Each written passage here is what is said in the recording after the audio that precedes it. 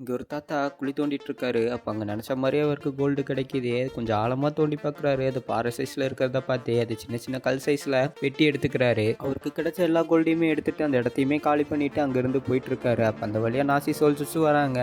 இவருமே அவங்கள பார்த்து பயப்படாம சாதாரணமா அந்த இடத்த கிராஸ் பண்ணி போயிட்டு இருக்காரு. அப்ப போற வழியில இந்த நாசி சோல்ஜர்ஸ் நெறைய பேத்த கொன்னு தூக்குல தொங்க விட்டுறத பார்த்துட்டு வேடிக்கை பார்த்துட்டே போயிட்டு இருக்காரு. அப்ப அங்க மறுபடியும் ஒரு நாசி சோல்ஜர்ஸ் வராங்க. அதுல ஒருத்தன் மட்டும் தாத்தாவை செக் பண்ணி பார்க்கறான். தாத்தா கிட்ட கோல்டு இருக்கிறத பார்த்துட்டு தாத்தாவை கொன்னுட்டு கோல்டு எல்லாம் வச்சுக்கலான்னு இவனும் பிளான் பண்றான். தாத்தாவும் தன்னை கொல்லத்தான் பிளான் போறானுங்கன்னு புரிஞ்சுக்கிட்டு கையில வச்சிருந்த கத்தி அந்த சோல்ஜர் தலையிலேயே இறக்கிடுறாரு. இதெல்லாம் பார்த்த மற்ற சோல்ஜர்ஸுமே தாத்தாவை ஷூட் பண்ண ஆரம்பிக்கிறாங்க. இந்த கன் ஃபயர் சவுண்டுமே கேப்டனுக்கு கேக்குது. கேப்டனும் தாத்தாவை தான் கொன்னுட்டாங்கன்னு நினைச்சு போயிட்டு இருக்காரு. மறுபடியும் கன் ஃபயர் சவுண்டு கேட்க இதே தப்பா இருக்குன்னு புரிஞ்சுக்கிட்டு கேப்டனும் போயிட்டு இருக்காரு. அதுக்குள்ள தாத்தாவுமே அங்க இருக்கிற சோல்ஜர்ஸை கொன்னுட்டு தப்பிச்சு போயிடுறாரு. இங்க கேப்டனுமே வந்து எல்லா சோல்ஜர்ஸ் செத்து கிடக்கிறத பார்த்துட்டு இருக்கும்போது தாத்தா குதிரையில வேகமா போயிட்டு இருக்கிறத பாக்குறாரு. டேங்கை வச்சு ஃபயர் பண்றாங்க. அந்த குண்டுமே குதிரை மேல பட்டு செத்து போயிடுது. தாத்தாவுமே பறந்து போய் விழுந்துடுறாரு.